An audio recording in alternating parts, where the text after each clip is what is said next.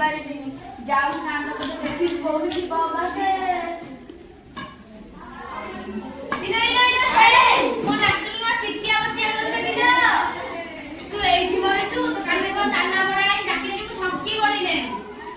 ନାଇଁ ଲୋ ଜେଜେମା, ଆମେ କିଛି କହୁନଥିଲୁ, କେବଳ ପୁନମକୁ ସ୍କୁଲ ଯିବା ଗୁଡା କେସ୍, ଆଉ କିଛି ନୁହେଁ ମ। ମଲି ଧପ ଇଏ କି ଅଭିଲାଗ କଲ ମା। ମାଇକିନିଆ ଝିଅ ଗୁଡାକ ଇସ୍କୁଲ କଣ ଯିବ କିଲୋ? ତମ ମୁହଁକୁ ଲାଜ ନାହିଁ, ସଭା ଥାଏ। ଯା ଏଠୁ, ଯାଉ ଯା ଦେଖିବ ଏଇନେ ଯା। ଆରେ ସାଇନା ନିଶା ରୁହ। ଶୁଣ ଜେଜେମା, ଆମେ ସ୍କୁଲ ଯିବୁ, ତୋର ଅସୁବିଧା କଣ ହଉଛି କି? ଆଲୋ ଆଲୋ ଆଲୋ, ଏ ମାଇକିନିଆ ଝିଅ ଗୁଡାକ ଉପର ମୁହିଁ ହୋଇଛି ଭଲ। ପିଠାପଣା ସେଇକି ନୋଇଲେ ଶାଶୁଘର ବୋଲି କେତେ ହିନସ୍ତା ହବ ଜାଣିଛୁ କିଲୋ? ଆଲୋ ଜେଜେମା, ତୁ କଣ ଜାଣିନୁ ଆଜିକାଲିର ଯୁଗ ଅଛି। ଆଜିକାଲି ଝିଅ ମାନେ ବି କୋଉ ଗୁଣରେ କମ ନୁହଁ, ପୁଅ ମାନଙ୍କ ଭଳି ଝିଅ ମାନେ ବି ସବୁ କାମ କରିପାରୁଛନ୍ତି। କିଲୋ ଅଣ୍ଡିରିଛନ୍ତି କେତେ ଚକର ଚକର ହଉଛି ଲୋ। ବସ୍ ଆସି 13-14 ହେଲେ ଶାଶୁଘର ଯିବୁ ଏଇନା କହୁଛୁ। ଇନ୍ଦିରା ଗାନ୍ଧୀ ଆଉ ରାଷ୍ଟ୍ରପତି ଦ୍ରୌପଦୀ ମୁର୍ମୁ କଥା ଶୁଣିଥିବୁ। ହଁ ହଁ ହଁ ହଁ କିଏ ନ ଜାଣେ ସେ ପରା କଣ ତ ସେଇଟା କି ପତିତ ରାଷ୍ଟ୍ରପତି କହିଥିଲୁ ମୁଁ ଜାଣି ନାହିଁ। ରାଷ୍ଟ୍ରପତି ହଁ ସେଇପତି ହଉଛି ନୀତି 12 ଆଡ ବୋଲି କେତେ ମନେ ଉଲା କଥା କହୁଛି ଲୋ ମା। ଆରେ ଜେଜେମା ଜାଣିଛୁ ଯୋଉ ଆମ ଆର ସାହିର ନାରାୟଣ ମଉସା ଝିଅ ରୋଜି ଦିଦି ଜାଣିଛୁ ଟି? ହଁ ହଁ ପୁଣି ମୁଁ ସବା ଖାଇକି ଜାଣିପାରିବି ନାହିଁ। ସେ ପରା ଏଇ ଗୋଟେ ଲମ୍ବା ବେଗ ପକେଇ ଟଙ୍ଗର ଟଙ୍ଗର ହେଇ ନୀତି ଆମ ଗାଁକୁ ଆଉଛି ଲୋ ମା। ମତେ ବଡ ହେଲା ବେଳେ ଗୋଟେ ଇଂଗସନ ଗୋଟେ ଫୋଡିଦେଲା ଯେ ଭାରି ବଡ ସରିଲା ଲୋ ମା।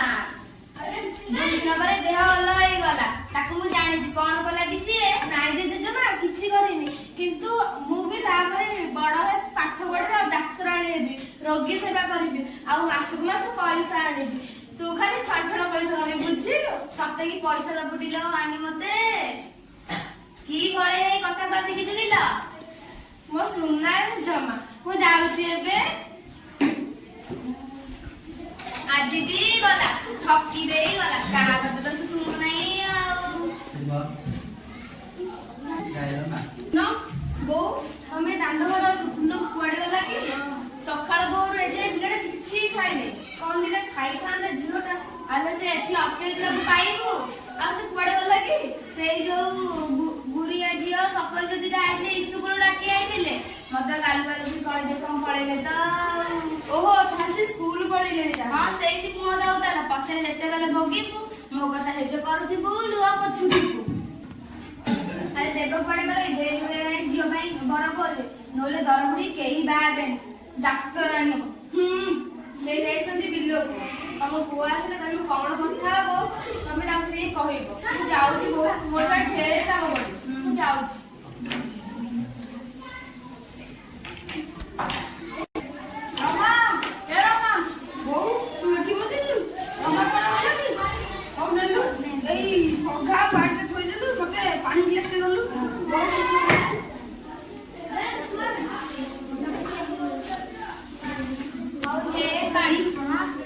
ଆରେ ଦେବୁନୁ ମୋ କଥା ମନେ ଅଛି ରେ?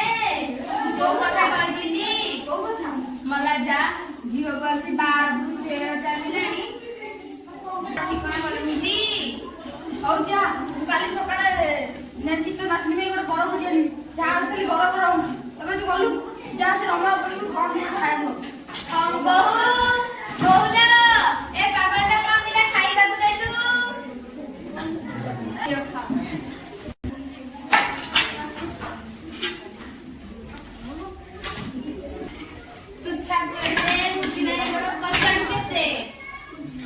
ଖଇଦି ମୁଠା ଭାବିଦେଲେ କାଲି ସକାଳେ ଶାଶୁଘର ଯିବ, ଏ ପୁଣି ଇସ୍କୁଲ ଯିବ, ଡାକ୍ତର ଯିବ।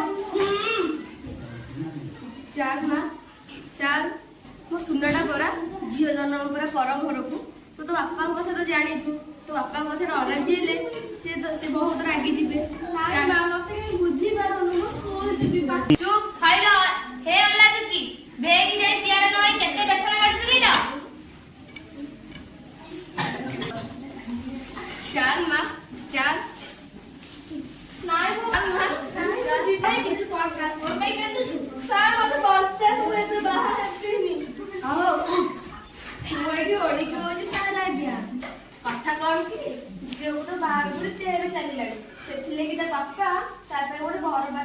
କରିବାକୁ। କାଲି ଛାଡି ପହରଦିନ ତାର ବିଭାଘର, ସେଥିପାଇଁ ତାକୁ ଟିକେ ବୁଝଉଥିଲି। କିଆ ହେଇଗଲାଣି ଆଉ ସେ ସ୍କୁଲ ଯିବ ନାହିଁ। ଏ ବୟସ ଶାଶୁଘର ପାଇଟି କରିବ ନା। ତାକୁ ଟିକେ ବୁଝେଇ ଦେଲେ ମାଷ୍ଟର ଆଗେ ଏତେ ସୁନ୍ଦର ଘର, ଏତେ ସୁନ୍ଦର, ଏତେ ବଢିଆ ବର କଣ ମିଳିବ କି? ତମେ ବନ୍ଦ କର ଏସବୁ। ମୁଣ୍ଡରେ ଜାଣ ମୁଣ୍ଡ ମେଥର। ତାର ପାଠ ପଢା ବୟସରେ ଆପଣ ଯୋଉ ଭୁଲ କରୁଛନ୍ତି ଏ ଆଇନ ଅନୁସାରେ ଏକ ଦଣ୍ଡନୀୟ ଅପରାଧ। ମଲା ଏଇଟା କି ଅଭିଲା କଥା ଲୋ ମା। ଯିଏ ମିଠା କଲେ ବି ଅପରାଧ। କି ଯୁଗ ହେଲା ଲୋ ମା। ବେଟି ବଚାଅ ବେଟି ପଢାଅ ଅଭିଯାନରେ କନ୍ୟାମାନେ ଟଙ୍କା ସଞ୍ଚୟ କରିପାରିବେ ଓ ଝିଅକୁ 18 ବର୍ଷ ହୋଇଗଲା ପରେ ଯେତିକି ଟଙ୍କା ଆପଣ ସେଇ ଖାତାରେ ଜମା କରିଥିବେ ସରକାର ଆଉ କିଛି ଟଙ୍କା ଜମା କରି ଆପଣମାନଙ୍କୁ ବହୁତ ସାହାଯ୍ୟ କରିବେ। କେଡେ ବଡ ଭୁଲ କରିବାକୁ ଯାଉଥିଲେ। ଆ ମା ଏଇଠିକି ଆ। ଆମର ଭୁଲ ହେଇଗଲା ସାର୍। ଏ ଭୁଲ ମୋର ତ ହେଜ ନଥିଲା ଆଉ ଏ ଭୁଲ ହବନି। ତମକୁ ଧନ୍ୟବାଦ। ସମସ୍ତେ ଆପଣମାନେ ସମସ୍ତେ ଆପଣମାନଙ୍କର ଭୁଲ ବୁଝିପାରିଲେ ତ? ମୁଁ ଆସୁଅଛି। ଆଜ୍ଞା ନମସ୍କାର। ପୂର୍ଣ୍ଣମ ସାର୍ ନମସ୍କାର। ହାଇଲୋ ଏ ସବା ଗାଈ ପୋଡା ମୁଇ କି ସ୍କୁଲ ନେଇକି ଯାଉନଲ। ଜେଜେମା ତମର ଭଲ ମୋ ଘର ହସିବ ଉଠିବଲ ମା। ଦେବବାବୁ ଓ ଦେବବାବୁ କୁଆଡେ ଗଲେ କି? କାଇଁ ଜାତକ ମିଶିଲା କି ନାଇଁ କାଇଁ କିଛି କହିଲେନି? ଆରେ ହେ ଅଳ ପଇସା କୁଆଡେ ଆଇଛି କି ରେ? ତୋର କଣ ବ୍ୟବହାର ନାହିଁ କି ରେ? ମାଉସୀ ନମସ୍କାର। ମୁଁ ତୋର କୋଉ ବେପାର ଶାଳୀ କି ରେ? ଆଇଲା ମାଉସୀ ଯା ତୁ। ମାନେ ଏ କଣ କହୁଛ ମାଉସୀ? କିଆ ମୋ ନାତୁଣୀ ବାହା ତୋପ ଦର ବୁଢା ହେଲେ ଆସିକି ନା କହିଲା ମୁଁ କଣ ଏଥରକୁ ବାହା ଦେବି। ମୋ ନାତୁଣୀ ପାଠ ପଢିବ, ବଡ ମଣିଷ ହବ। ଯା ତୁ ଯାଉଛୁ ଦେଖିବୁ ଏଇନେ। ଏ ବୋଉ କାଲି ପାଟି କରୁଛୁ। ଆରେ ରବି ବାବୁଜି ନମସ୍କାର। ଆସନ୍ତୁ ବସନ୍ତୁ। ନମସ୍କାର ଆଜ୍ଞା। ନମସ୍କାର। ଆରେ ଦେବୁ ନାକୁ ତୁରନ୍ତ ଘରୁ ବିଦା କରେ। ଇଏ ପୁଣି ମୋ ପୁନେଇକି ବାହା କରିବାକୁ ଆଇଛନ୍ତି। କହିଲେ ମନେ ନାହିଁ କି? କନ୍ୟା ରତନ କର ରତନ ସେଇ ବଢାଇବା ଆମରି ମାନ। ବୁଝିଲୁ? ଯାଉଛୁ ନା ବସିଛୁ ନା ଦେଖିବୁ। ଓହୋ ଏଇ କଥା। ହଉ ତାହେଲେ ମୁଁ ଯାଉଛି ଆଉ କୋଉଠି ଝିଅ ଦେଖିବି। କନ୍ୟା ରତନ କର ରତନ ସେଇ ବଢାଇବା ଆମରି ମାନ। ହଁ ଲୋ ମୋ ସୁନାଟା ଲୋ। ସୁବିଧା ସୁଯୋଗ ଝିଅକୁ ଦିଅ, ରାଷ୍ଟ୍ର କରିବି ହୋଇବ ଝିଅ।